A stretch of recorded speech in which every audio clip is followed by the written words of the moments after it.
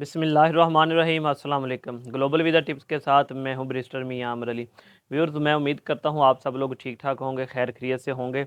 आज एक मरतबा फिर जी जापान के ऊपर मैं वीडियो लेकर आया हूं। अभी 3-4 दिन पहले भी मैंने जापान के ऊपर एक वीडियो अपलोड की थी कि अगर आपको जापान की अपॉइंटमेंट नहीं मिल रही तो फिर आप किस तरह से ले सकते हैं।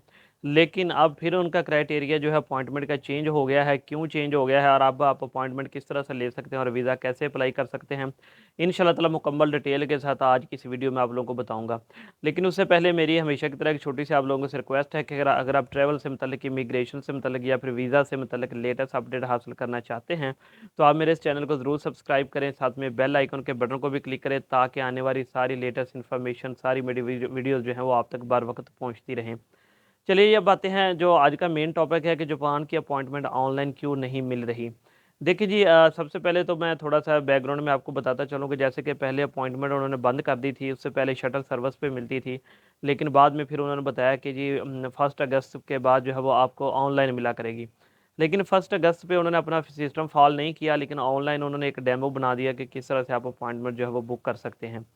फिर उसके बाद नेक्स्ट आ गया जी, 1 अगस्त के बाद उन्होंने एक फिर नया अपडेट दी कि जी अब आप 14 अगस्त के बाद से बुक कर सकते हैं। क्योंकि हमने अभी मुकम्मल सिस्टम जो है वो अपडेट नहीं किया, तो हमारे पास पहले से पुरानी जो अपॉइंटमेंट्स हैं वही चल रही हैं, तो इसलिए अभी आप इंतज़ार करें। फिर 14 अगस्त के बाद फिर उन्होंने जो है वो अपॉइंटमेंट देना स्टार्ट कर दी। लेकिन अब लोगों को पता नहीं चल रहा था कि अपॉइंटमेंट किस तरह से मिल रही है, कौन सी टाइमिंग है। जब भी ओपन करते थे वो खुल तो जाता था कि इस डेट में डेट्स में अपॉइंटमेंट्स अवेलेबल हैं, लेकिन वो बुक नहीं कर सकते थे। फिर मैंने तकरीबन 4-5 दिन पहले एक वीडियो बनाई जिसमें मैंने आप लोगों को बताया कि आप जो है वो 8 बजे के बाद ट्राई करें, क्योंकि 8 बजे जो है वो अपॉइंटमेंट बुक होती हैं और आप ऑनलाइन जाकर 8 बजे अपॉइंटमेंट बुक कर सकते हैं। मैंने मुकम्मल जो है वो आपको उसका तरीकाकार समझाया था। अच्छा, लेकिन अब उसके बाद फिर दोबारा से मुझे कंप्लेन आना शुरू होगी कि सर ऑनलाइन भी अपॉइंटमेंट अब जो है वो बुक नहीं हो रही। 8 बजे के बाद जो कुछ लोगों की हो गई थी लेकिन कुछ की नहीं हो रही। तो फिर रात को मैंने खुद भी चेक किया और मैंने देखा कि 8 बजे के बाद जो अपॉइंटमेंट जापान के लिए बुक नहीं हो रही। तो फिर आज सुबह जो है वो मैंने एम्बेसी में, जापान की एम्बेसी में कॉल की। मैंने उनसे अपडेट ली, क्योंकि मैंने उनकी वेबसाइट पे जब देखा मुकम्मल जो उनकी लेटेस्ट न्यूज़ आती है या जिसके बारे में वो बताते हैं, अगर कोई भी चेंजिंग करते हैं तो उन्होंने कुछ भी नहीं लिखा हुआ था। तो मैंने एम्बेसी में कॉल की, जापान की एम्बेसी की, और वहाँ से मुझे ये इन्फॉर्मेशन मिली कि अब आप ऑनलाइन बुक नहीं कर सकते, क्योंकि ऑनलाइन हमारा सिस्टम प्रॉपर काम नहीं कर रहा।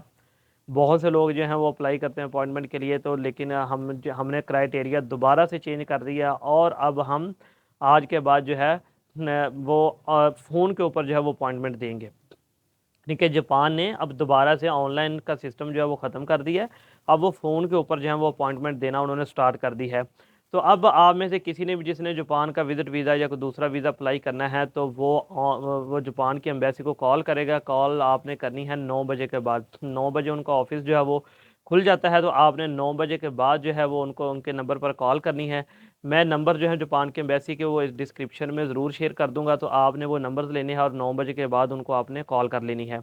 कॉल करने जब आप कॉल करेंगे तो उस वक़्त आपके पास आपके हाथ में पासपोर्ट होना चाहिए और आपका आईडी कार्ड होना चाहिए, क्योंकि आपसे वो डिटेल पूछेंगे, डिटेल मेंशन करेंगे। आपने उन्हें ईमेल भी देना है जिसके ऊपर वो आपकी अपॉइंटमेंट जो है वो सेंड कर देंगे और आपको बताएँगे कि कौन-सी डेट में आपकी अपॉइंटमेंट जो है वो आपको मिलेगी और कौन-सा टाइम जो है वो आप लेना चाहते हैं। आपको मुकम्मल ऑप्शन बताएँगे, तो आप जो भी सिलेक्ट करेंगे उसके मुताबिक वो अपने सिस्टम में आपको अपॉइंटमेंट्स बनाकर जो है वो सेंड कर देंगे। तो ये था जी लेटेस्ट तरीका कि आपने जापान के एम्बेसी की किस तरह से अपॉइंटमेंट बुक करनी है। अच्छा, अब मैं बताता चलूँ कि अगर आपने जापान का वीज़ा अप्लाई करना है तो उसके लिए कौन से डॉक्यूमेंट्स रिक्वायर हैं। तो मैंने कहा चले इसके साथ ये भी मैं थोड़ा-सा ऐड कर दूँ, जो वो नए लोग जो वीज़ा अप्लाई करना चाहते हैं जापान का। सबसे पहले आगे जी जापान का एप्लीकेशन फॉर्म जो आपने अच्छे तरीके से फिल करना है, ठीक है, जो उसमें कोई भी गलती नहीं करनी, जो भी करेक्ट डिटेल है वो आपने देनी है।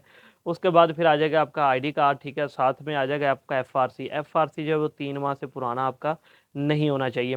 इसके बाद आ जाएगी आपकी बैंक स्टेटमेंट। बैंक स्टेटमेंट भी 7 दिन से पुरानी नहीं होनी चाहिए। कम से कम बैलेंस जो है वो आपके पास होना चाहिए 15 लाख रुपए। साथ में आएगा अकाउंट मेंटेनेंस लेटर, आपकी 2 या 3 साल की टैक्स रिटर्न आएगी अगर आप बिज़नेस करते हैं। अगर जॉब करते हैं तो फिर एनओसी लेटर, 3 मंथ की सैलरी स्लिप साथ में लगेंगी। आप लीव लेटर भी लगा सकते हैं अपनी कंपनी से लेकर, और साथ में फिर लगाएँगे पर्सनल बैंक स्टेटमेंट, ठीक है, अगर आप मतलब बिज़नेस नहीं करते तो। इसके बाद आ जाएगी एक ट्रैवल प्लानर। ट्रैवल प्लानर बहुत ही ख़ास है, इसके लिए जापान के लिए उनका स्पेशल एक फ़ॉर्मेट है, किस तरह से आपने ट्रैवल प्लानर जो है वो बनाना है, ठीक है। अगर आप लोग चाहते हैं कि हम आपकी फ़ाइल तैयार कर दें, तो आप हमसे रब्ता कर सकते हैं, मुझे व्हाट्सएप कर सकते हैं आपके डॉक्यूमेंट्स, तो हम आपकी फ़ाइल तैयार करके आपको टीसीएस कर सकते हैं, या आप हमारे ऑफ़िस भी विज़िट कर सकते हैं। अच्छा जी, ट्रैवल प्लानर बहुत ही ख़ास होना चाहिए जी, इसके बाद आ जाएगी होटल की बुकिंग और साथ में आएगी एयरलाइन की टिकट। तो ये डॉक्यूमेंट्स हैं जी उनका वीज़ा अप्लाई करने के लिए, और जब भी आपने वीज़ा अप्लाई करने जाना है, आपने किसी भी फॉर्म को जो है वो स्टेपलर पिन नहीं लगानी। ये एक उनकी बहुत बड़ी एक कह लें कि एक किस्म की रिक्वायरमेंट ही है कि आपने किसी भी पेपर को स्टेपलर जो है वो नहीं करना। तो ये थी जी मैंने आपको दोनों चीज़ें बता दी कि अब आप अपॉइंटमेंट किस तरह से बुक कर सकते हैं, क्योंकि उनकी लेटेस्ट अपडेट आई है, और अब मैंने ये भी बता दिया आप वीज़ा किस तरह से अप्लाई कर सकते हैं। मैं उम्मीद करता हूँ आपको ये वीडियो ज़रूर पसंद आई होगी। इंशाल्लाह ताला कल एक नई वीडियो के साथ मैं फिर आपकी खिदमत में हाज़िर होऊँगा। इस वीडियो को आपने अपने दोस्तों के साथ ज़्यादा से ज़्यादा शेयर करना है, ताकि इन्फॉर्मेशन उन तक भी पहुँच सके। मुझे आपने अपनी दुआओं में याद रखना है।